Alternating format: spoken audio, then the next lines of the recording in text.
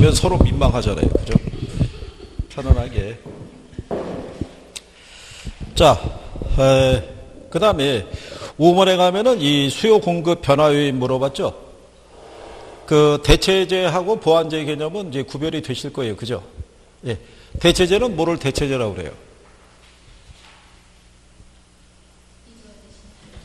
예? 아, 그래. 우리나라 속담 기준하면은 꽁 대신 닭이라는 의미예요. 그죠? 우리가 보완제 그러면은 바늘과 실의 관계를 생각하시면 돼요. 그러니까 대체제라는 거는 한 재화의 가격 변화에 따른 또 다른 재화의 상대 가격의 변화를 우리가 확인하는 거예요. 그죠?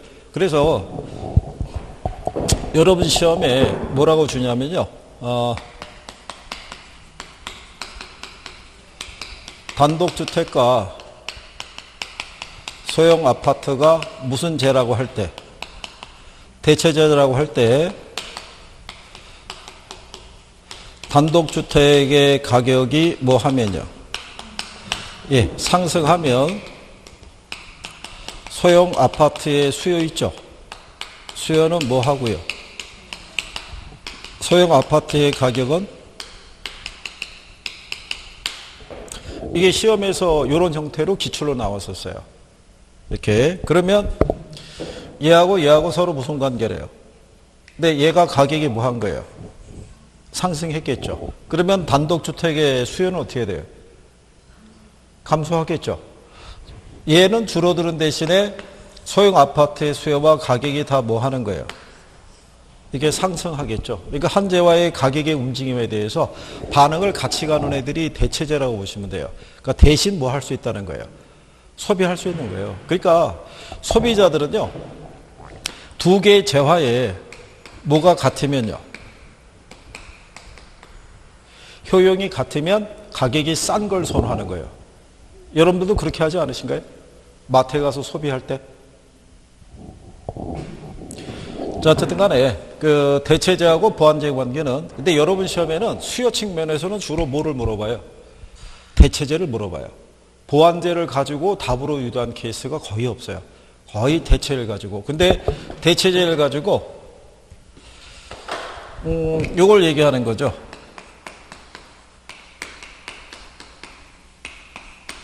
단독주택 가격이 하락하죠. 소형 아파트의 수요는 어떻게 되겠어요? 에? 감소하라고. 얘가 하락했으니까. 그러니까 답을 유도할 때는 항상 상승으로만 주지 않고 뭐로 바꿔서, 하락으로 바꿔서 그 차이만 두면서 답을 유도하는 거예요. 그래서 그런 거를 구별하시게 되면요. 예, 그래서 거기 1번에 보면 대체재인 단독주택의 가격이 상승하면 아파트의 수요 곡선은 어느 쪽으로? 우상향으로. 움직임의 방향이 같다는 얘기죠. 그 다음에 2번에 보면은 아파트와 단독주택의 관계가 대체재라고 가정할 때 아파트의 가격이 상승하면 단독주택의 수요가 증가하고 단독주택의 가격은 상승한다라고 표현해 주는 거죠. 그리고 이제 핵가족화나 인구 증가나 소득 수준의 향상, 대체재의 가격 상승 등은 수요 곡선을 어느 쪽으로? 우측 또는 우상향으로 이동시키는 요인이 될 것이고요. 담보 인정 비율하고 총부채 상환 비율의 상향 조정은 부동산 수요가 증가해서 어느 쪽으로 이동한다는 거예요. 우상향으로. 5번에 대한 거는 수요 곡선을 좌하향, 좌측으로 이동시키는 수요를 감소시키는 요인이 되고요. 6번에 대한 거는 공급을 증가시키는 요인이 되는 거예요. 거기 나온 것처럼 주택 건설업체의 수의 증가, 주택 건설용 원자재 가격의 하락 등은 주택 공급을 증가시키는 요인이 된다는 거. 그 다음에 7번에 보면요. A 부동산 가격이 5% 상승할 때 B 부동산 수요가 10% 감소하죠. 그러면 A와 B는 보완제라고 할 수 있죠. A의 가격이 상승했을 때 B의 수요가 어떻게 됐으니까요? 줄어들었으니까. 그죠? 그래서 여러분들 시험에는 거기 9번 있죠. 9번에 보시면 부동산 시장에서 소형 아파트 임대료가 10% 상승함에 따라 소형 아파트 임대수요량은 5% 감소한 반면에 오피스텔의 임대수요는 7% 증가했다면 소형 아파트와 오피스텔의 관계는 무슨 제어가 되는 거예요? 대체제. 자, 여러분들이 탄력성 아시죠? 가격 탄력성을 보시게 되면 얘는 가격 변화율에 대한 무슨 변화율이에요? 교차 탄력성 아시죠? 자, 얘는 XJ 가격 변화율에 대한 YJ 수혜량 변화율로 측정할 수 있죠. 여기는 XJ 가격에 대한 뭐예요? XJ 수혜량이라고요. 그죠? 네, 그러니까 아파트의 가격이 변하면 아파트 수혜량이 변하겠죠. 근데 단독주택의 가격이 변하면 아파트 수혜량이 변할 수 있어요, 없어요? 네, 요게 바뀌는 거예요, 요게. 그걸 얘기하는 게 무슨 탄력성? 교차 탄력성이라고 보시면 돼요. 여러분들이 보시면 그대로 대입하면요. 소형 아파트의 가격이 뭐 하면요. 상승하면 소형 아파트의 수혜량은 어떻게 돼요? 줄어들 거 아니에요. 근데 소형 아파트 가격이 상승하면 거기 나온 대로 단독주택의 수혜는 어떻게 돼요? 늘어나겠죠. 그때 얘가 상승했을 때 얘가 같은 방향으로 움직이면 대체제란 얘기고 화살표가 마주 보면은 보완제라고 보시면 돼요. 얘가 가격이 상승할 때 수혜량이 줄었잖아요. 줄었으니까 A와 B는 무슨 제화다? 보완제다. 그리고 예, 9번에 보시면은 이제 소형 아파트 10% 상승하면 아파트 임대수혜량은 줄고요. 오피스텔의 임대수요가 증가했으니까 둘의 관계는 대체제라고 할 수 있겠죠. 예, 그 다음에 8번에 보면 A 부동산 가격이 향후 10% 상승할 것으로 예상이 될 때 B 부동산의 수요가 5% 증가했다면 A와 B는 보완제라고 해놨어요. 그죠? 그러면 맞는 표현이라 할 수 있죠. 가격이 향후 10% 상승할 것이라고 예상이 되면 수요는 어떻게 돼요? 증가하죠. 증가할 때 같이 증가하면 보완제죠. 소비의 움직임이 같은 방향의 원화들이 보완제니까. 무슨 말인지 이해하시겠나요?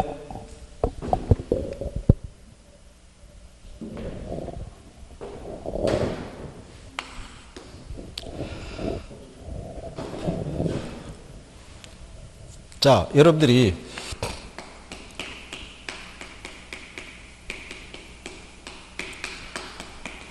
바늘 가격이 상승할 것이라고 예상이 되면 바늘의 수요가 어떻게 돼요? 네? 이게 상승할 거 예상이 되면 증가할 거 아니에요. 근데 바느질 하려고 그러면 바늘만 사서는 안 되잖아요. 모두 사야 돼요. 그럼 실수요는 증가할 거 아니에요. 그러면 이때 바늘하고 실은 무슨 관계겠어요? 그 보완제잖아요. 그 얘기잖아요. A 부동산 가격이 향후 10% 상승할 것으로 기대할 때 B 부동산 수요가 5% 증가했다면 A와 B는 무슨 제화다? 보완제라고 할 수 있다 이런 얘기예요. 가격이 상승한 게 아니라 앞으로 상승할 것으로 뭐 했다는 거예요. 예상했을 때. 그리고 시험장에 가시면 이 피리어드를 찍는 데까지는 읽으셔야 돼요. 에? 중간에 가다가 본인이 문장을 완성하면 안 된다고요. 오히려 이 실수하고 착각은요. 공부를 나름 열심히 했다는 분들이 실수와 착각을 더 많이 해요. 공부를 많이 못하신 분들은 다른 생각을 할 겨를이 없어요. 알고 있는 게 제한적이니까 그냥 주어지는 대로만 반응을 나타낼 수밖에 없는데 공부하신 분들은 많이 읽어봤기 때문에 스스로 지문을 완성을 시켜버려요. 그래서 끝까지 안 읽어갖고 틀리는 경우도 망망 발생을 해요. 그래서 모의고사 보시면은 한 3개에서 4개 정도 이렇게 실수하시면은 거의 치명적이에요. 그죠? 모의고사 보시면 한 80점 나오나요? 이거? 성적? 평균 한 80점 나와요? 한 70점 나오나요? 70점에서 4개 실수하면은 60점이에요. 그죠? 해마다 그런 분들 많이 봤어요. 여기서 들어갈 때는 뭐 학원에서 뭐 성적도 우수하고 뭐 될 거라고 예상했는데 들어가서 실수를 하셔가지고, 그죠? 그래가지고 본의 아니게 떨어지거나 1차는 됐고 2차만 보는 시험인데도 또 그런 상황이 발생해서 떨어져가지고 올해 다시 또 1차 공부하신 분도 있어요. 억울하잖아요. 그죠? 1년 동안 힘들게 고생했는데. 그러니까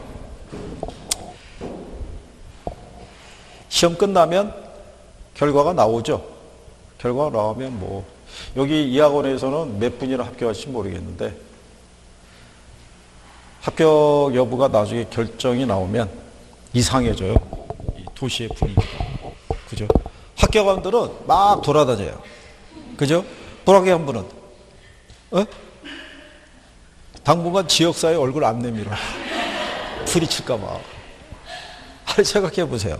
마트 같은 데 가서 이렇게 돼 있을 때 이쪽에서 카트 밀고 가고 이쪽에서 카트 밀고 갔을 때 여기는 합격자고 여기 불합격자면 어떻게 돼요? 얘가 막 뛰어가고 이렇게 꺾어진다고요. 그죠? 그러면 얘는 카트 밀고 죽어라고 쫓아가요. 그 떨어진 건 알아요. 아는데 확인 사살해요. 어떻게 됐어? 알아도 그렇게 돼요. 그래서 제가 여기 세종은 여기 처음에 학원 오픈했을 때 왔었어요. 여기서 1년 해드리다가 여기 제가 교통관계가 SRT 타고 움직여야 돼가지고 그래서 작년, 재작년 저 대전에서 해주고 예, 그랬던 거죠. 그래서 여기 오픈 처음 했을 때 와봤었어요. 그때는 장소가 여기가 아니었어요. 저쪽에 딴 데 있었어요. 딴 데. 그래서 그때 처음 느낀 세종시의 그 이미지라는 거는 일단 덥다라는 거. 여름이 되니까 많이 덥다라는 거. 그리고 그쪽에서는 빈 공간이 되게 많았어요. 거기 다녀도 별로 다니들 데가 별로 없었고. 예, 어쨌든 그랬던 기억이 있어요. 예, 그래서 가끔 기사로만 접해 들었고. 그래서 여기 원장님이 여기 와서 이거 스크린 좀 해달라고 얘기했을 때 그래서 이번에는 성적이 우수한 분들이 많이 있다고 예, 실력이 꽤 괜찮다고 그래가지고 그래 기대를 많이 하고 왔다는 얘기죠. 뭐 잘 되겠죠, 뭐 그죠? 합격자가 많이 나와야 돼요. 합격자가 그래야지 뭐 모임도 되고 그렇잖아요. 뭐 활성화가 되고 그러죠. 혹시 올해 여름에 여기 전년도 합격자들이 뭐 100일 뭐 해서 뭐 갖고 온 적이 있나요? 예? 그러니까 그런 게 없으면 곤란하다고요. 그게 와갖고 이렇게 해줘야 될 거 아니겠어요, 그죠? 예? 원래 그 학원 전통이 그런 거예요. 전년도 합격자들이 그 후학들을 위해 가지고 100일째 됐을 때 뭐 수박이라나 들고 와갖고 서로 주고 격려도 해주고 위로도 해주고 뭐 이러는 거예요, 그죠? 그 수박 맛이 좋다고 3년째 버티는 사람도 있어요. 그래서 먹어보겠다고. 근데 뭐 그거는 뭐 그 양반 자유적이고. 근데 어쨌든 간에 합격자가 나와야 그럴 거 아니에요, 그죠? 아니 여름에 혼자서 수박 이거 2통치 들고 움직이려면 힘들잖아요, 그죠? 누가 같이 들고 이런 사람이 있어야지. 그러니까 그리고 같은 학교에서 보나요? 같은 학교? 여기 한 군데 봐요? 세종에서? 두 군데. 수험 번호가 1년 번호로 되어 있나요? 다 붙어 있어요? 나중에 가보시면 뭐 아시겠죠. 가서 보시면. 근데 1년 번호로 있더라도 떨어뜨릴 수는 있으니까 한 반에 한 25명 정도 뭐 이렇게 들어가니까.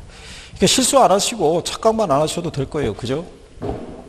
자, 어쨌간에 그 내용에 대해서 그리고 10번에 보면 소득이 10% 증가하자 A 아파트의 수혜량이 2% 증가했다면 A 아파트는 정상재가 된다라고 해놨죠. 그죠? 예. 근데 이제 요게 나중에 시험에서 줄 때 보게 되면요. 만약에 아파트의 수요 곡선을 이동을 물어볼 때는요. 여기다가 단 아파트는 뭐라고 줘요? 아파트는 정상재라고 줘요. 예, 그래야지만 이제 이 조건이 성립이 돼요. 뭐가 증가했을 때? 예, 소득이 증가했을 때 증가하면은 아파트의 수요가 어떻게 돼요? 늘어나야겠죠. 얘가 정상재라고 그랬으니까. 정상재의 의미는 소득이 증가할 때 수요가 증가한 애들이 정상재인 거예요. 그죠? 일부 교재에 보면 소형 아파트는 열등재고 중대형은 정상재 뭐 이런 예가 있는데 그 예문이 좀 잘못된 거예요. 상품은 시장에 출고될 때부터 너는 정상재고 열등재라는 라벨을 붙여서 나오진 않아요. 소득의 변화에 따라 기준이 달라지는 거예요. 정상재 있던 애가 열등재로 바뀌고 열등재 있던 애가 뭐로 바뀌는 거예요? 정상재로 바뀌는 거예요. 그죠? 그러니까 그 차이점이라고 생각하시면 돼요. 그리고 소득이 10% 증가할 때 A부동산의 수요가 변하지 않았다면 A부동산은 무슨 재? 중간재가 되는 거예요. 그죠? 그래서 우리가 일반적으로 소득이 변하더라도 소비의 움직임이 전혀 변하지 않는 애들 있죠. 된장, 뭐 고추장, 뭐 설탕 이런 애들 얘기하는 거예요. 그죠? 자, 그래서 이제 그런 내용 정리하신 거고요. 그 다음에 6번에 가면 아파트 시장의 균형 가격과 균형 거래량에 관련된 내용이 들어가 있죠. 자, 근데 6번의 문제는 뭐 얘기하냐면요. 이 상태 얘기하는 거예요.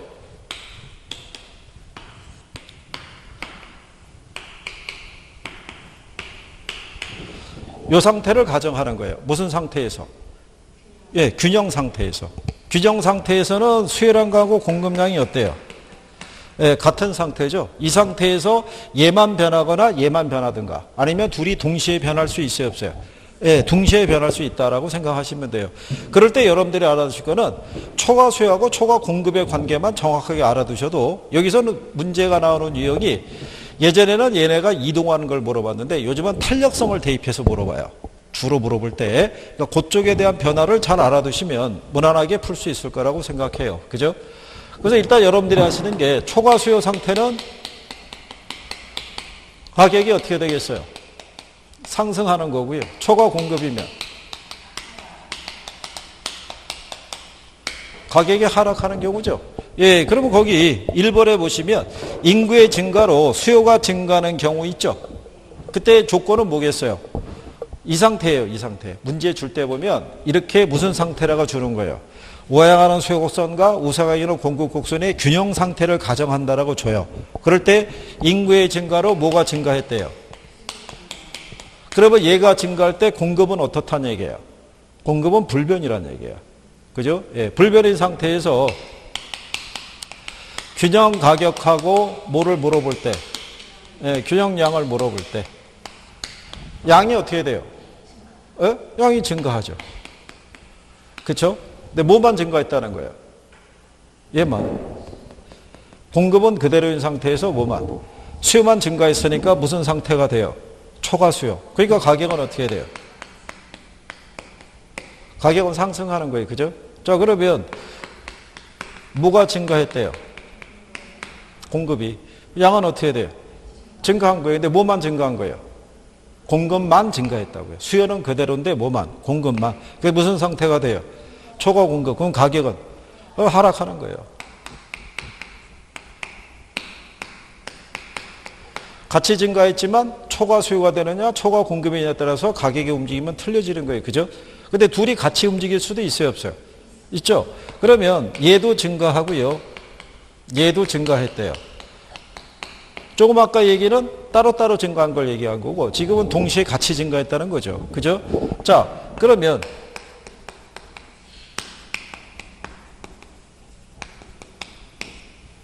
양은 어떻게 돼요? 양은 증가하는 거예요. 가격은 그 변화를 알 수가 없어요. 변화를 알 수 없는 이유가 이게 안 나오니까. 그죠? 자, 그럴 때 얘네가 같으면 어떻게 돼요? 수요의 증가하고 공급의 증가가 같으면 그러면 불변이에요. 불변. 움직임이 똑같으니까. 그죠? 이거 그림으로 나와요? 안 나와요? 그림으로 안 나와요. 그리고 얘네를 접근할 때 그림을 그려서 접근하면 시간 많이 걸려요. 이거 언제 문제 하나에다가 이거 그래프를 5개를 그려가지고 일일이 가는 방향을 설정하겠어요. 그죠? 그래서 여기에 관한 부분은 뭐 일반적으로 그 다음에 움직임이 반대가 될 수 있죠.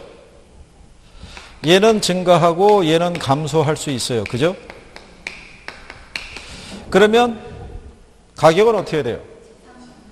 가격은 상승하겠죠. 양은 이게 예전에 여러분 시험에 한번 나온 거예요. 수요는 증가하고 공급이 뭐 할 때? 감소한다고. 근데 예전에는 출제할 때 이거 2개를 다 써줬어요. 그죠? 써줬는데 하나만 쓸 수도 있어요. 그죠? 2개가 다 나와야지만 문장이 완성이 되는 건 아닌 거예요. 그죠? 가격은 안 나오고 수요는 증가하고 공급은 감소한다고 할 때 균형 거래량은 그 변화를 알 수 없다 그러면 맞는 표현인 거예요. 그죠? 그러니까 하나만 단편적으로 외워서 들어가면은 내가 알고 있는 지문 위에 있게 나오면 틀리는 거예요. 그러니까 그거를 잘 구별하시는 게 필요할 거예요. 자, 그래서 거기 2번에 보면 균형 상태의 시장에서 건축 원자재 가격이 하락하면 원자재 가격이 하락하면 공급이 증가한다는 얘기죠. 그러니까 양도 증가하고 가격은 어떻게 돼요? 하락한다는 얘기고 수요와 공급이 모두 증가하게 되면 양은 어떻게 돼요? 증가하겠죠. 이게 여러분 시험에서 나온 거예요. 이렇게. 그 다음에 수요의 증가가 공급의 증가보다 큰 경우 있죠.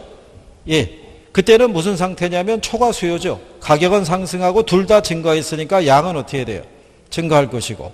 공급의 감소가 수요의 감소보다 크죠. 무슨 상태가 돼요? 공급의 감소가 수요의 감소보다 크면.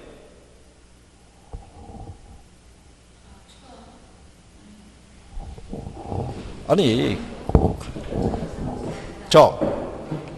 여기 보시면 얘도 감소하고 얘도 뭐 했다는 거예요? 감소하는데 뭐가 크대요? 감소가. 근데 원래 균형량은 100이라고 가정하세요. 얼마라고? 100. 그러니까 수요도 100이고 공급도 어떻게 돼요? 100인 거예요. 근데 얘는 100에서 90으로 줄었다 그러면 얘는 100에서 50으로 줄은 거예요. 그러면 무슨 상태가 돼요?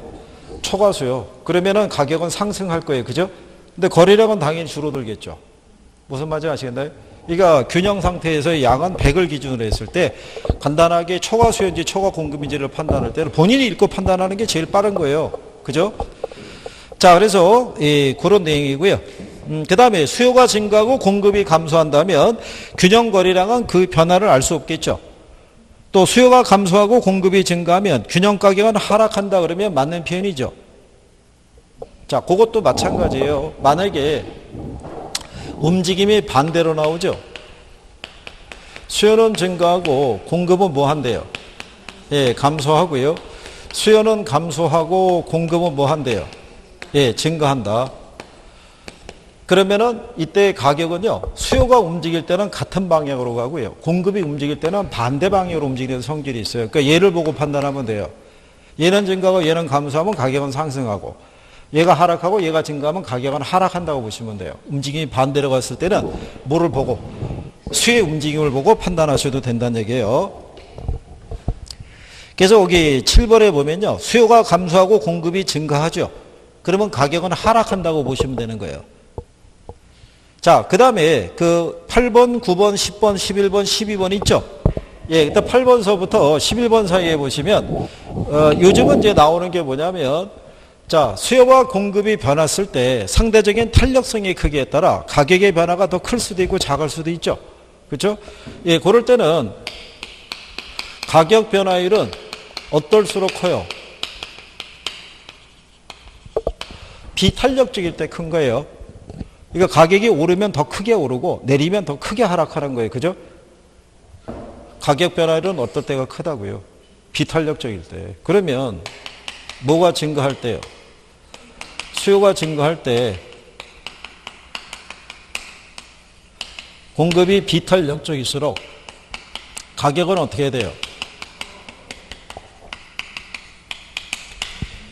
그러니까 얘가 어떨 때?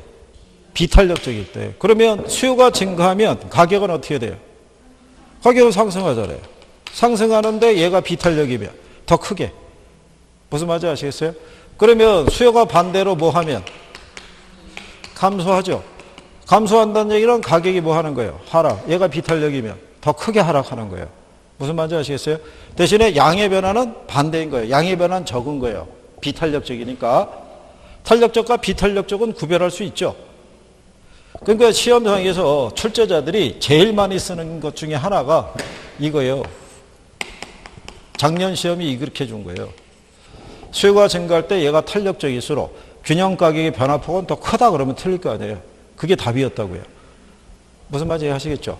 그리고 반대로 줘도 마찬가지잖아요. 공급이 감소하죠. 수요가 비탄력이죠. 그러면 공급이 감소하면 가격은 어떻게 돼요? 상승. 얘가 비탄력이면 더 크게 상승하는 거예요. 무슨 말인지 아시겠어요? 그러니까 가격 변화는 어떨 때 크다고? 비탄력적이 돼. 그러니까 탄력적일 때는 가격 변화가 작은 거예요. 네? 탄력적일 때는 가격 변화가 작다고요. 그럼 생각해 보세요. 수요가 증가하죠. 그럼 수요가 증가하면 가격이 상승해요. 그럼 공급자들은 이윤을 추구하는 사람들이니까 공급을 더 많이 하고 싶어 하죠. 근데 여러분들이 생각해 보세요. 라면하고 배추가 있죠. 어느 게 생산 기간이 길어요? 그렇죠? 그러면 배추를 생산하는 그 농부들의 입장에서는 배추 가격이 금값이라고 해도 배추를 재배해서 시장에 공급할 때까지 뭐가 많이 걸려요? 시간이. 그러니까 수요에 비해서 공급이 많이 부족한 상태가 되는 거예요. 그러니까 가격이 더 크게 올라가는 거예요. 무슨 말인지 하시겠나요? 네, 그러니까 지금은 시험이 임박했으니까 그냥 요령으로 대입하는 거예요. 간단하게 나올 수 있는 거는 가장 좋은 방법은 뭐예요? 이해하는 거예요, 용어를. 용어를 이해를 해야 학계로는 암기 과목이 아니에요. 예? 계산 과목도 아니고 용어에 대한 기본적인 이해를 하고 있냐를 물어보는 거예요. 그거를 제한된 시간이 몇 분 내에? 40분 내에. 그러니까 이론은 그렇게 어렵게 안 주는 거예요. 이론은. 그러니까 이론에서 여러분들이 포인트를 따주셔야 돼요. 그죠? 계산에 자신이 있더라도 계산에 아주 자신이 있으신 분들은요. 계산까지 포함해가지고 40분 이전에 문제를 다 풀어요. 시험이 끝나면 학계로는 만점짜리가 수두룩하다고요. 예? 근데 우리는 만점에 도전하는 게 아니죠. 만점은 이미 양보했잖아요. 그죠? 전국 수석도 양보, 다 양보한 거잖아요. 우리는 양보의 미덕을 살려서 지금은 오로지 뭐만 하면 돼요. 되기만 하면 되는 거예요. 되면 다 덮어지는 거야. 떨어지면 이상해지는 거예요. 그죠? 다행인 줄 아세요. 추석 지나고 시험이라는 걸. 시험 끝나고 추석이면 인척이 와서 한번 안 물어보겠어요? 너 그때 무슨 시험 본다는 것 같은데 됐냐? 이렇게 물어볼 거 아니에요. 그죠? 시험 아니라는 거죠. 자, 요 정도는 구별이 되셔야 돼요. 이거 할 수 있겠죠? 이건 단순 요령이에요. 예? 이런 거 그래프기라 생각하지 말고 그 요령대로 하시면 되고, 그 다음에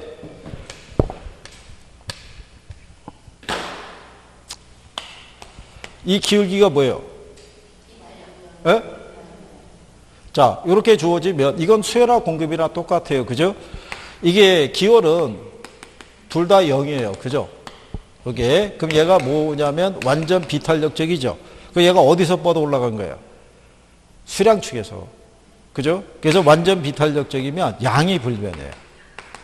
뭐가 불변이다? 양이. 가격은 변할 수 있어요, 없어요? 가격은 변할 수 있는 거예요. 그래서 뭐라고 주어지냐면 공급은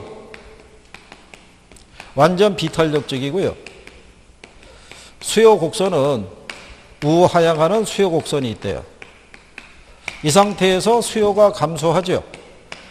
그러면 가격은 어떻게 되겠어요? 양은? 네, 그게 예전에 여러분 시험의 기출이었어요. 이 상태에서 뭐가 이렇게 줄어들면 수요가 감소하게 되면 원래 있던 이 균형 가격에서 가격이 어떻게 돼요? 양은 어떻게 돼요? 불변이죠. 예, 그걸 물어보는 게 답이었어요. 그죠? 예. 그러면 자, 이렇게 기울기가 주어져 있어요. 이거 우리가 완전 탄력적이라고 그러죠. 얘는 기울기가 어디서 뻗어나간 거예요? 가격축에서. 완전 탄력적이면 가격이 불변해요. 근데 뭐는 변해요, 안 변해요? 양은 변하는 거예요. 완전 비탄력적이면 뭐가 불변이고, 양이 뭐가 불변인 거예요? 가격이 불변인 거예요. 요거까지는 시험에서 인정을 해줘요. 그래서 거기 여러분들이 보시면은 자, 8번에 이렇게 돼 있죠. 수요가 가격에 대해서 완전 탄력적일 때 있죠.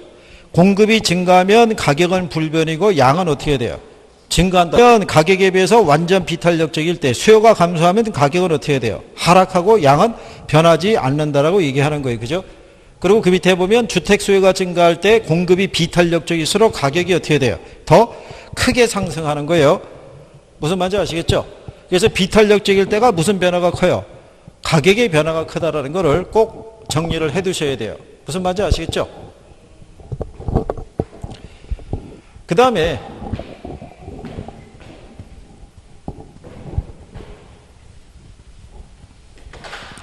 탄력성에 대해서는요, 요즘은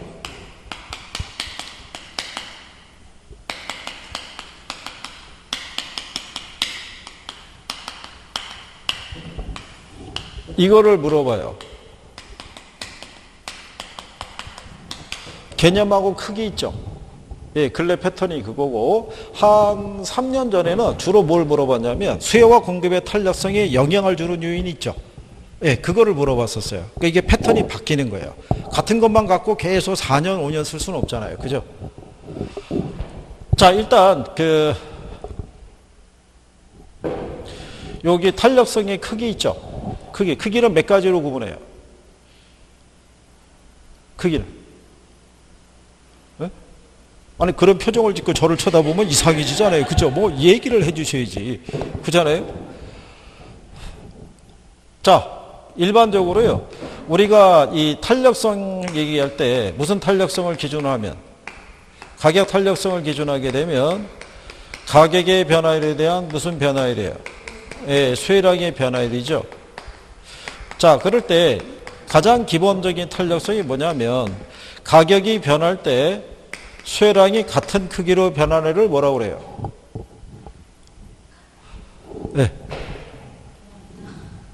10분의 10 하면 뭐예요? 1이죠. 얘를 우리가 단위 탄력적이라고 그래요. 여기 있는 요 절대값 1을 기준으로 해서 수치가 1보다 크면 탄력적이고 1보다 적으면 비탄력적이에요. 그게 가장 기본적인 탄력성이에요. 가격 탄력성에서. 자, 얘가 10% 변할 때 있죠. 얘가 만약에 11% 변하면 10분의 11이니까 1.1 나오죠. 얘는 1보다 크죠. 걔를 우리가 뭐라고 그래요? 예, 탄력적이라고 해요.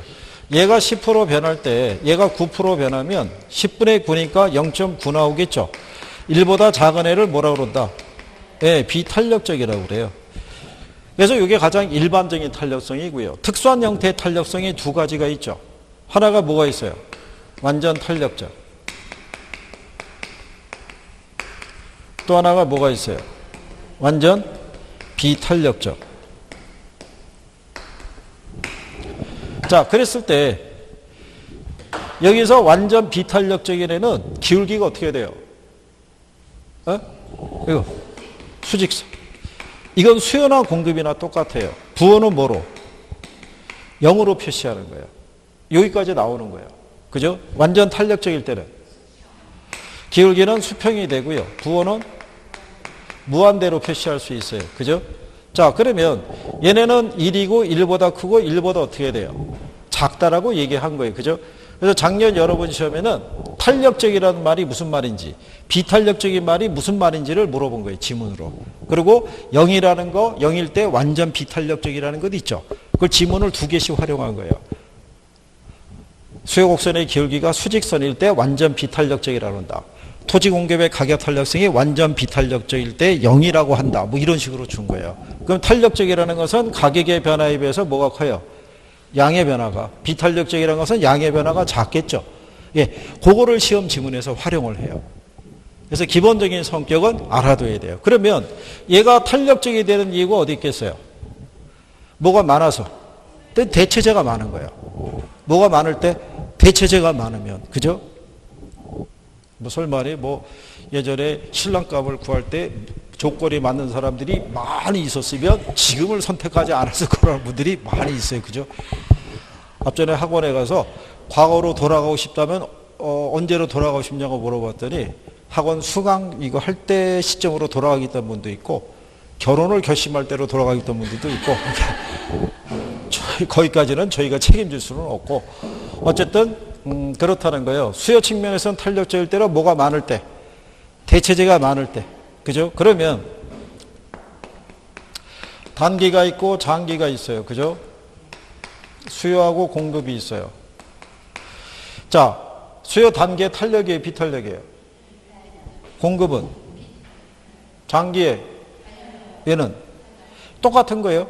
기간을 물어봤을 때 둘 다 단기는 비탄력이고 장기는 탄력적인 거예요. 반응에 대한 정도라든가 그 요건은 좀 틀려요. 하지만 포괄적으로는 이렇게 얘기할 수 있다는 거예요. 그러니까 그 요건까지는 기본적으로 정리하시면 돼요. 그래서 거기 7번에 보시면 1번에 공급의 가격 탄력 지수성이 탄력적이면 가격의 변화율보다 공급량의 변화율이 더 크다라고 해놨죠. 탄력적이면은 양의 변화가 더 큰 거예요. 그죠? 예. 그 다음에 가격 탄력성이 비탄력적이면 가격의 변화율보다 수요량의 변화율이 더 작겠죠. 수직선일 때 뭐라고 그래요? 완전 비탄력적이고 가격 탄력성이 0이면 완전 비탄력적이라고 얘기를 해요. 토지의 물리적인 토지 공급량이 불변이라면 물리적인 공급량은 그 토지 가격의 변화에 대해서 이 완전 비탄력적이라고 할 수 있어요. 그죠? 그리고 뒤에 가면은 가격 탄력성이 1보다 큰 경우 있죠.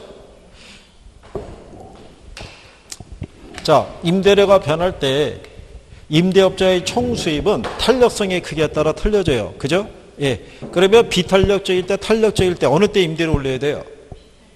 예. 우리가 비탄력적일 때가 비례하는 거예요. 임대료 수입이. 비탄력적일 때는 임대료 올리면 수입이 늘어나고 내리면 수입이 줄어드는 거예요. 탄력적일 때는 반대라고 해요. 그죠?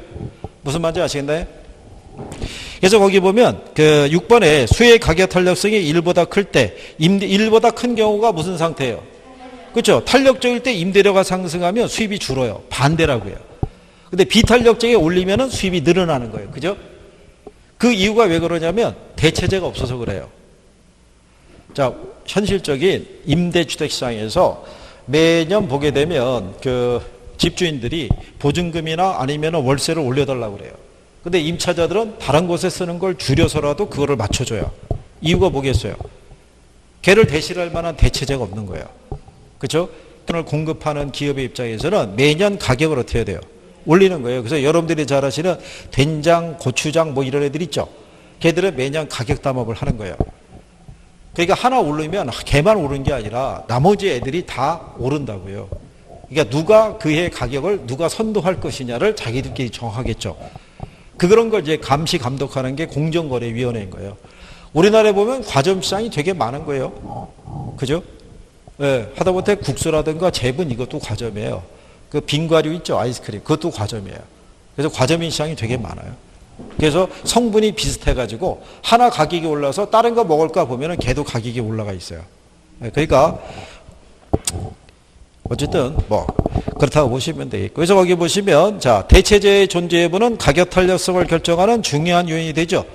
그 다음에 상품의 저장에 드는 비용이 클수록 공급의 가격 탄력성은 작아지겠죠.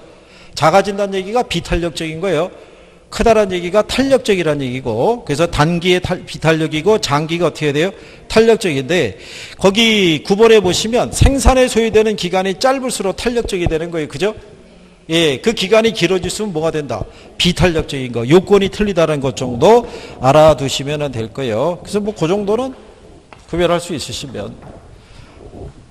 경제에서 기본적인 내용으로 출제되면 맞출 수 있을 거라고 보고요. 계산에 대한 것도 실상은 경제 쪽에서 주어지는 탄력성의 문제는 어렵지 않게는 줘요. 그래서 이제 가끔 선생들이 얘기할 때 1분 안에 문제를 풀 수 있다고 할 수 있는 애들이 몇 개는 1분 안에 풀 수도 있어요. 근데 안에 유형이 달라지면은 1분 안에 풀어요? 못 풀어요? 못 풀어요. 힘들어서 들어갔는데 자기가 계산한 게 지문이 없는 거예요, 값이. 그러면 당황한다고요. 다시 풀어서 도출하더라도 결과는 똑같아요. 뭐를 확인을 못했으니까. 주어진 조건이 확인이 안 된 거예요. 예, 그래서 제가 예전에 이거 계산 문제를 가지고 많이 닥달도 해보고 그것도 해봤는데 기본적으로 그게 안 되시면 소용이 없어요. 그렇다고 옆에다 뭐 수학의 기초반을 만들 수도 없는 거고. 그렇잖아요. 그러니까 지금 학계론 계산이 있다고 싫어하죠. 그죠? 그 민법은 정리 다 됐나요? 민법은? 예전에 말이죠. 한 20년 전서부터 중개사 시험에 이거를 집어넣어야 된다는 의견이 많았어요. 뭐? 영어. 국제 시대에 중개사들도 외국인하고도 거래 있으니까 뭐를 집어넣는 게? 영어. 그러면 1차에 자, 영어, 민법, 학계론 요 중에 택 2예요. 두 개만 선택하라는 거예요. 두 과목만. 선택해서 시험 볼 수 있어요. 뭘 버리겠어요? 애들이 인간적이죠. 얘가 들어오니까 지금 얘네 둘만 있으니까 외로워서 그런 거죠. 원래 1차 과목에 얘도 1차 과목이었어요. 공법도. 그러니까 너무 힘들잖아요. 그래서 얘가 2차로 빠진 거예요. 2차로. 그래서 지금 이렇게 두 개만 있는 거예요. 두 개만. 다시 들어오면 힘들어지겠죠. 그러니까 이런 변화가 있기 전에 빨리 따갖고 이 바닥을 뜨시는 게 제일 좋은 거예요. 여기 너무 오래 있어봐야 좋을 거 없어요. 그죠? 떠날 때 같이 떠나줘야 돼요. 자, 그 다음에 경기 변동은 뭐 특별한 건 없고요. 지문 읽고 정리해 보시면 될 것 같고요. 여기 회복 시장하고요. 상향 시장이 있으면 자, 매도자하고 매수자 중에서 누구 중시해요?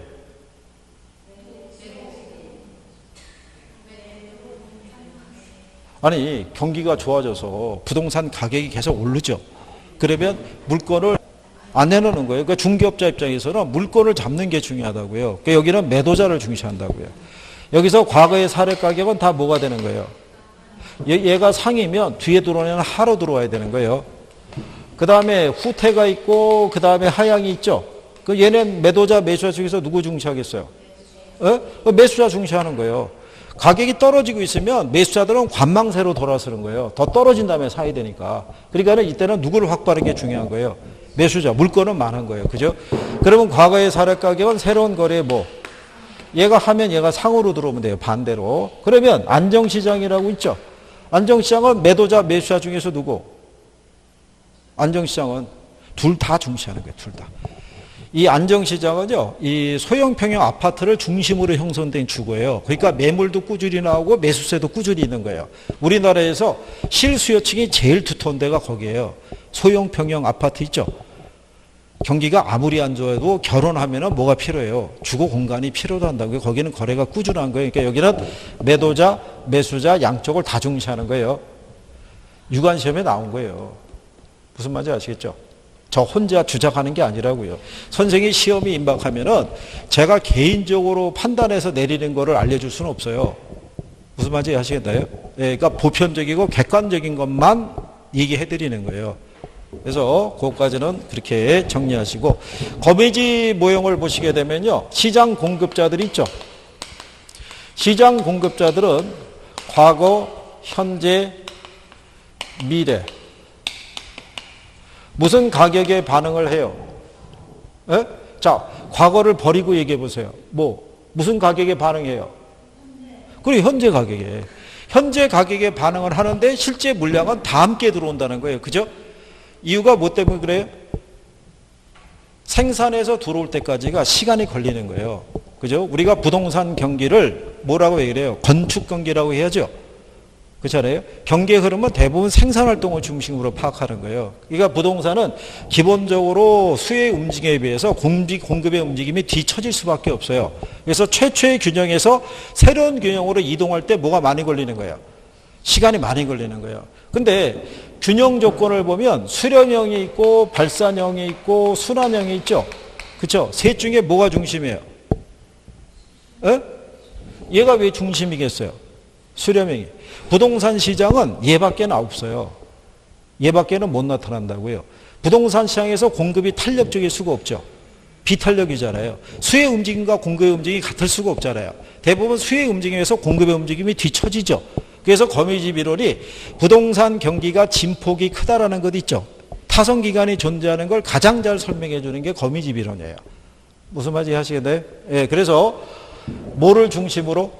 수렴형. 그래서 여러분들에게 문제 줬을 때 A, B 두 개 주죠. 예? 한 번을 빼고는 A가 다 수렴형이에요. 한 번을 빼고. 나머지 한 번만 수렴형하고 발산형을 바꿔버린 거예요. 출제자가. 그 이후도 여전히 A는 무슨 형으로? A는 수렴형으로. 작년도 A는 수렴형이었어요. B는 무슨 형으로? 순환형으로 줬어요. 나중에 괜찮아요. 이거.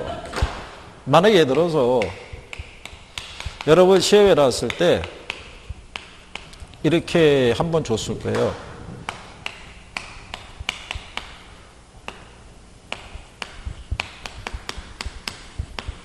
이게 A시장이었어요.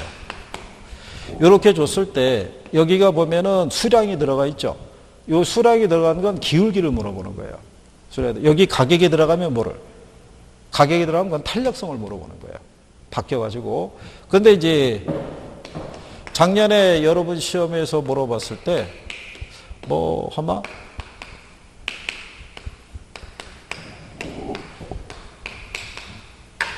이렇게 줬을 거예요.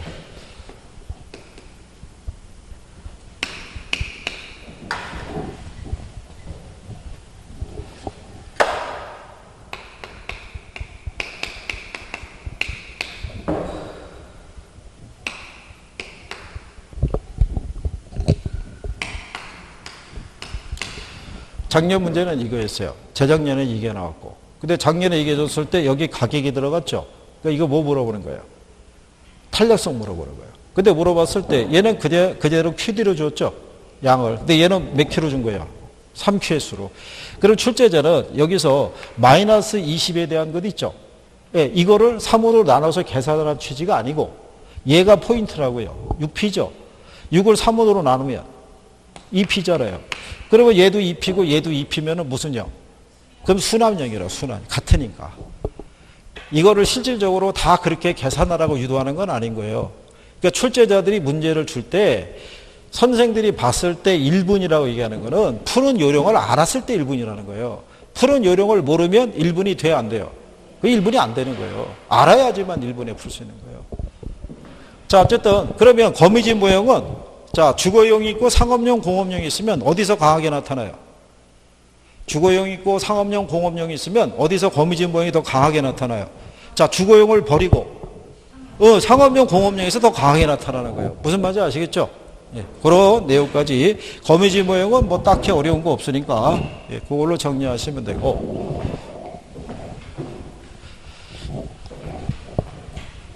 이게 1년을 같이 공부를 한 분들이라고 그러면 이 정도가 되면은 얘기가 나와야지 정상이거든요. 근데 대답을 기다리고 하면 시간이 많이 걸리잖아요. 그죠? 그렇잖아요. 거기다 오늘 처음 본 분들인데 제가 흥분해봐야 저만 손해잖아요. 그죠? 그러니까 그냥 넘어가는 거예요. 그죠? 넘어가는 거예요. 나중에 잘해서 합격이라 어떻게 하셔가지고. 자, 그 다음에 부동산 시장론 있죠? 시장론은 시험 목차가 어떻게 돼요? 시장론. 네? 표정이 네가 대답해봐. 뭐 이런 거. 그죠?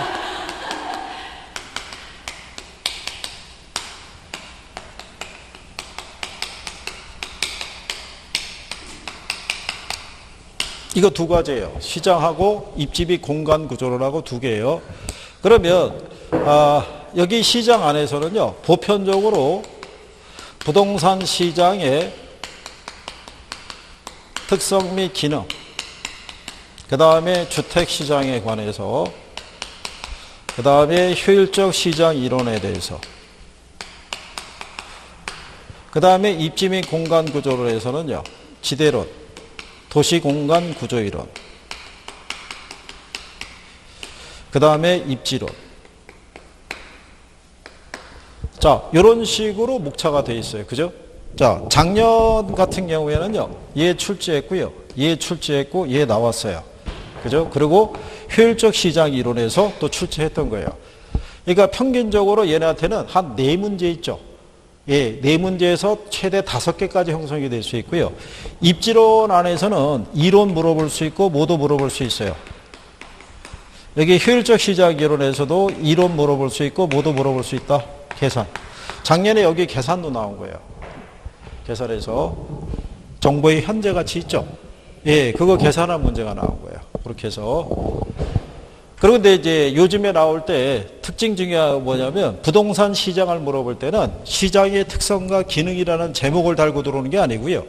부동산 시장이라고 들어오면서 뭐하고의 비교도 물어보냐면 완전 경쟁 시장 있죠? 예, 그 조건을 기준으로 해서도 지문을 넣어주기도 하고 효율적 시장에 관한 지문도 같이 넣어주는 좀 포괄적으로 물어봐요. 그러니까 그런 내용들은 전체적인 부분에 이제 이해가 돼 있어야 돼요. 그죠? 그게 잘 되고 계시면 관계가 없고. 만약에 시험 지문에서 부동산 시장은 대부분 중강성 효율적 시장이고요. 시장 참여자들은 초과 이윤을 누릴 수 있다.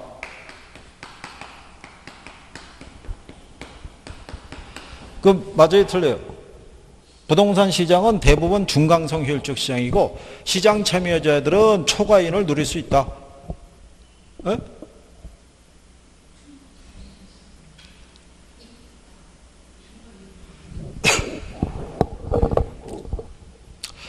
자, 여러분들이 보시면 약성이 있고요.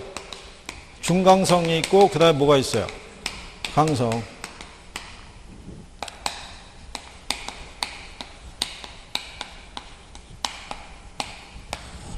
얘는 현재 시장 가치가 어디까지의 정보를? 얘는 과거. 얘는요? 이게 과거 현재를 안 써도 되는 게 현재는 과거를 내포하고 있는 거예요. 그러니까 포함하고 있다고 보는 거예요. 얘는 모든 정보를. 그렇죠? 그러면 여러분들이 효율적 시장 이론을 배우는 이유가 어디 있겠어요? 효율적 시장 이론을 중개업을 하시는 분들이 왜 배워야겠어요? 자, 여러분들이 보면 그 주식시장의 주가라든가 부동산 가격 있죠? 얘들이 원래는 여기서 결정이 돼야 돼요. 근데 수요와 공급은 변화가 없는데 어떤 소문이나 루머가 돌아도 얘들은 변해요. 그죠? 근데 문제는 그걸로 끝나는 게 아니라 여기 있는 예를 들어서 충남 연기군 일대가 개발이 돼서 세종 행정도시인 세종시로 개발이 된다더라는 소문만 무성해요. 그죠? 정부가 발표한 건 없어요. 뭐만 무성한 거예요? 소문만. 근데 이 소문도 가격에 반영하고 싶어하는 사람이 있죠. 누구? 토지 소유자. 그렇잖아요. 이 사람은 소문도 집어넣고 싶은 거예요. 근데 이 땅을 사려는 사람은 어때요? 이것까지 집어넣고 사기에는 부담이 크죠. 확인된 사실도 아닌데 소문만 믿고 많은 돈을 투자할 수는 없잖아요. 그죠? 그러면 둘이 서로 팽팽하게 움직이면 거래가 돼야 안 돼요? 안 되잖아요. 그걸 조율해 줄 수 있는 사람이 누구예요? 중개업자예요. 중개업. 그러니까 중개업자는 요 개념을 알아야 되는 거예요. 이런 상황이 비일비재하니까. 그러니까 부동산 시장은요, 현재 시장에서 거래되고 있는 가격은 현재 알려진 정보까지만 반영이 돼 있어요. 그러니까 미래 정보는 반영이 돼 있다, 안 돼 있다? 안 돼 있는 거예요. 그러니까 미래의 우수한 정보를 입수할 수 있으면 무슨 이유를? 당연히 초과이익을 얻죠. 그러니까 얘네는 당연히 무슨 이익을 얻을 수 있어요. 초과이익을 얻을 수 있는 거예요. 초과이익을. 정상이익을 넘어서서. 이 현재 시장 가치가 과거하고 현재까지만 돼 있으니까 미래는 안 들어가 있는 거예요. 근데 얘는 모든 정보가 다 들어가 있죠. 그러니까 당연히 무슨 이익이 없는 거예요. 초과이익이 없는 거예요. 그래서 부동산 시장은 대부분 뭐라고 얘기하는 거예요? 중강성이고 시장 참여자들은 초과이익을 누릴 수 있는 거예요. 근데 여러분 시험에는 이렇게 나온 거예요. 부동산 시장은 대부분 무슨 시장이고? 강성이고. 그 다음에 시장 참여자들은 초과이익을 얻을 수 있다면 틀릴 거 아니에요. 그게 그 문제의 답이었다고요. 틀린 거 고르라고 그랬을 때. 그러니까 간단한 애들은 다 풀 수 있어요, 없어요? 여기서 이런 거 틀리면 곤란해요. 그죠? 이 시험 일주일 남겨놓고 여기가 정리가 안 돼 있다는 것도 이상한 거예요. 그렇지 않겠어요? 네?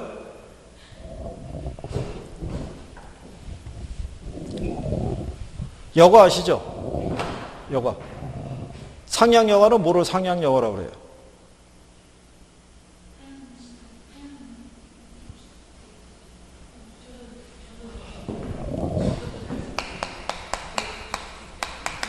상향이 있고 하향이 있죠.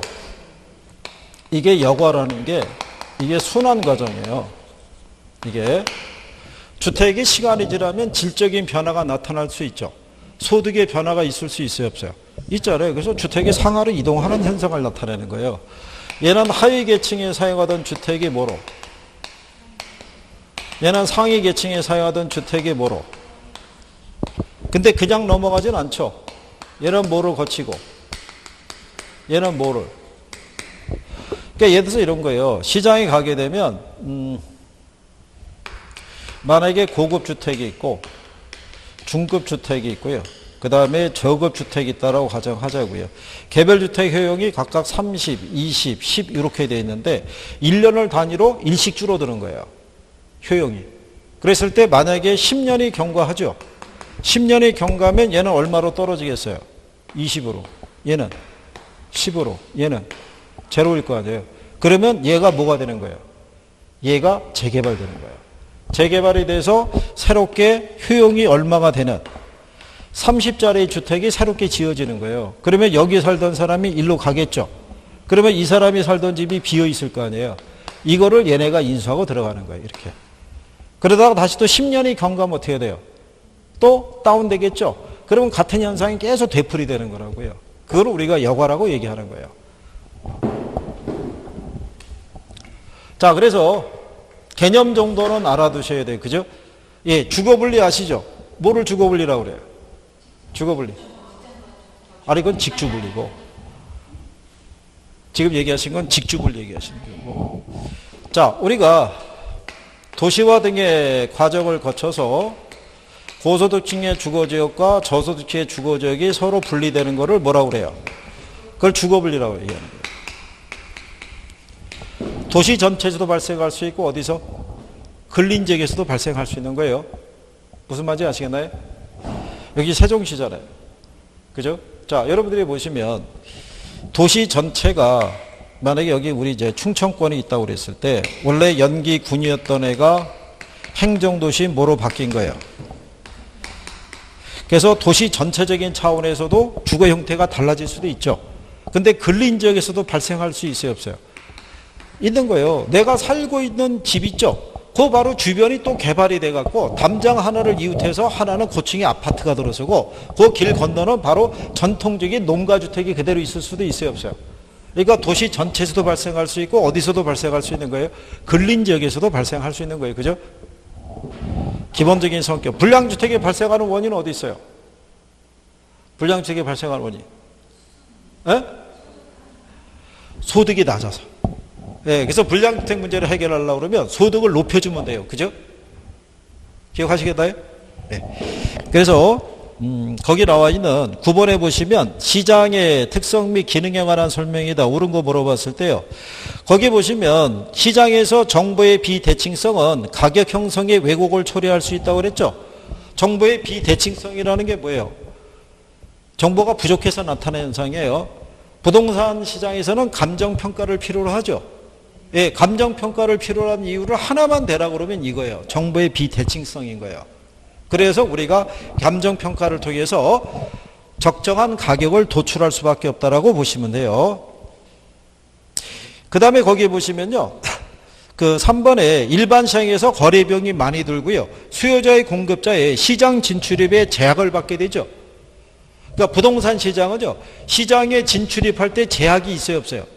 제약이 있어요. 왜 그래요? 왜 제약이 있어요? 비싸서.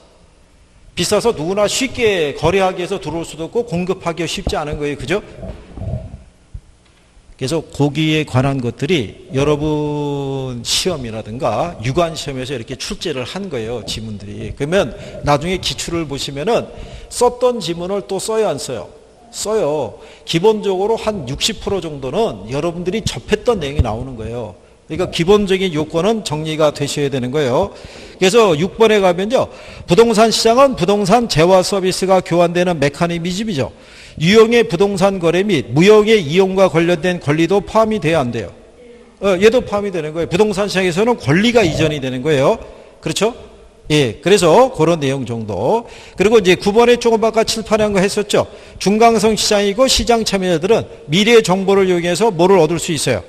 초과이익을 누릴 수 있다는 거. 그리고 이제 10번에 가시면 상향야과 하향야과 2번과 3번에 있고요. 4번에 가면 젠트리피케이션이라고 있죠. 들어보셨죠? 도시 재생이란 뜻이에요. 그죠? 용어 정도 알아두시면 되겠고요. 공가가 발생할 때가 주거분리의 중요한 요인이 된다는 거.